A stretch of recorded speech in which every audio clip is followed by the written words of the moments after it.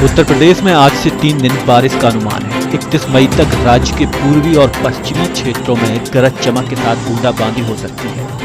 आज 30 जिलों में बूंदाबांदी की चेतावनी की गई है। सितंबर तक सामान्य से 10% अधिक बारिश होने की संभावना जताई गई है।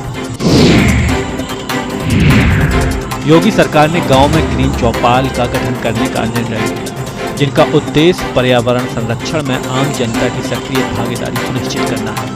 ग्राम प्रधान को अध्यक्ष और ग्राम पंचायत अधिकारी को संयोजक बनाया जाएगा। किसान, आंगनवाड़ी कार्यकर्ता और स्वयं सहायता समूह की महिलाएं भी इस पहल से जुड़ जाएंगी। मिर्जापुर में सपा प्रदेश अध्यक्ष श्यामलाल पाल ने कहा कि 2027 में सपा की सरकार बनेगी।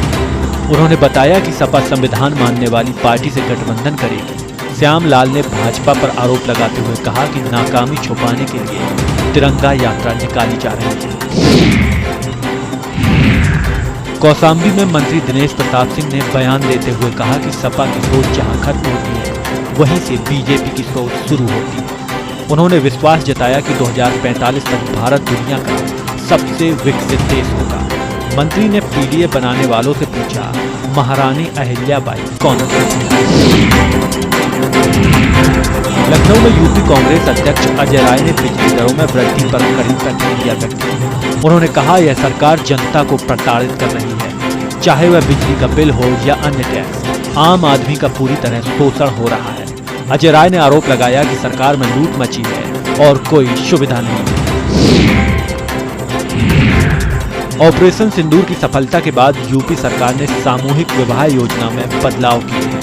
अब कन्याओं को सिंदूर दान के साथ अन्य उपहार भी दिए जाएंगे। इसके अलावा प्रति जोड़े मिलने वाली राशि 51,000 से बढ़ाकर 1 लाख रुपए कर दी गई है। पाकिस्तान से सटे राज्यों में आज शाम मॉक ड्रिल आयोजित की जाएगी। गुजरात, पंजाब और राजस्थान में कल मॉक ड्रिल का आयोजन किया जाएगा, जबकि जम्मू कश्मीर में भी सीमा से सटे इलाकों में मॉक ड्रिल होगी। प्रशासन ने लोगों को मॉक ड्रिल के दौरान सतर्क रहने की हिदायत दी है।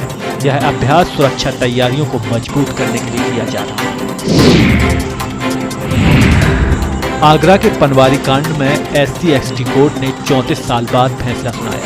1990 में हुए दंगे में 36 आरोपियों को दोषी ठहराया गया, जबकि 15 लोग बरी कर दिए गए। यह हिंसा अनुसूचित जाति की बारात को चढ़ने को लेकर हुई थी। पुलिस बल प्रयोग के बाद एक व्यक्ति की मौत हुई थी। मामले में 35 गवाहों के बयान हो चुके। अब 30 मई को दंड सुनवाई होगी। मैनपुरी में प्रभारी मंत्री नरेंद्र कश्यप ने कहा, सीएम का सामूहिक विवाह योजना में बड़ा फैसला। शादी अनुदान राशि अब बढ़कर 1 लाख रुपए कर दी गई है। उन्होंने सिंदूर दान देने के फैसले का स्वागत करते हुए कहा, सिंदूर सनातन धर्म में महिलाओं के सम्मान का प्रतीक है। यह कदम महिलाओं के सम्मान और उनकी गरिमा को बढ़ाने की दिशा में महत्वपूर्ण कदम है।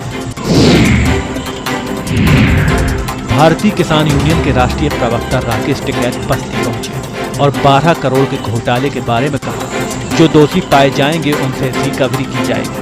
उन्होंने बिजली कर्मचारी के निजीकरण के खिलाफ आंदोलन की बात की और आगरा की टोरेंटा कंपनी का उदाहरण दिया। कैबिनेट मंत्री संजय निषाद ने पंचायत चुनाव पर कहा, हम दबाव नहीं बना रहे, बल्कि हम चाहते हैं कि निषाद समाज के लोग भी आगे बढ़ें। उन्होंने बताया कि बीजेपी से कुछ सीटों के लिए बातचीत की गई है और उम्मीद जताई कि पार्टी उन्हें सीट देगी। साथ ही निषाद ने मछुआ समाज को आरक्षण देने के लिए बीजेपी से बातचीत की और चेतावनी दी कि अगर आरक्षण नहीं मिला तो जनता बीजेपी को वोट नहीं करेगी। कैबिनेट मंत्री जयवीर सिंह ने सामूहिक विवाह में सिंदूर दान के फैसले पर कहा, हमारी सरकार महिलाओं का सम्मान करती है, इसलिए हम उन्हें सिंदूर किट देंगे। उन्होंने आगे कहा कि सरकार ने विवाह अनुदान राशि को बढ़ाने का भी निर्णय लिया ताकि महिलाओं को और अधिक सहायता मिल सके।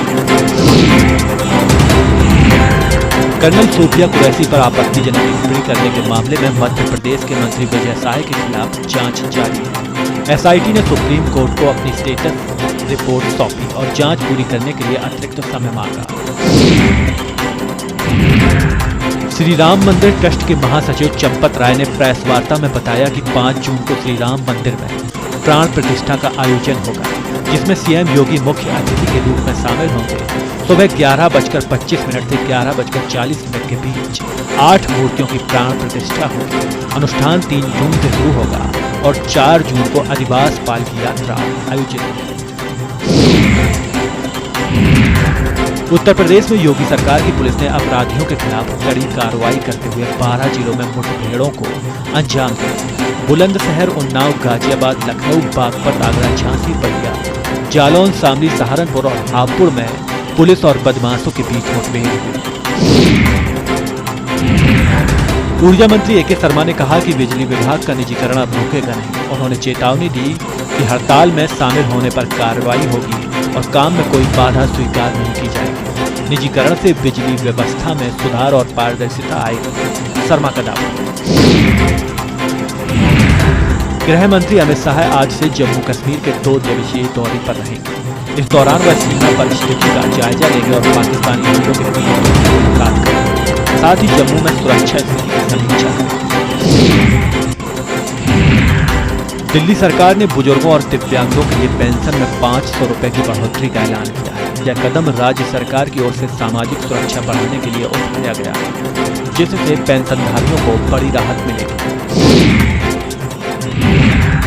लखनऊ में आयोजित इन्वेस्ट यूपी की राउंड टेबल बैठक में बड़ी कंपनियों ने 69,000 करोड़ रुपए के निवेश का समझौता किया। इसमें सौर ऊर्जा, सेमीकंडक्टर, डेटा सेंटर और सीमेंट जैसे क्षेत्रों में 48,000 करोड़ रुपए से अधिक का निवेश प्रस्तावित है, जो राज्य की आर्थिक स्थिति को मजबूती देगा। लखनऊ के कैंसर संस्थान में हाल ही में लगी आग की जांच के लिए डिप्टी सीएम ब्रजेश पाठक ने 4 सदस्यीय कमेटी का गठन किया। कमेटी को 1 सप्ताह में रिपोर्ट पेश करने का निर्देश दिया गया है। आग की वजह, लापरवाही और भविष्य में बचाव उपायों पर गंभीरता से जांच की जाएगी।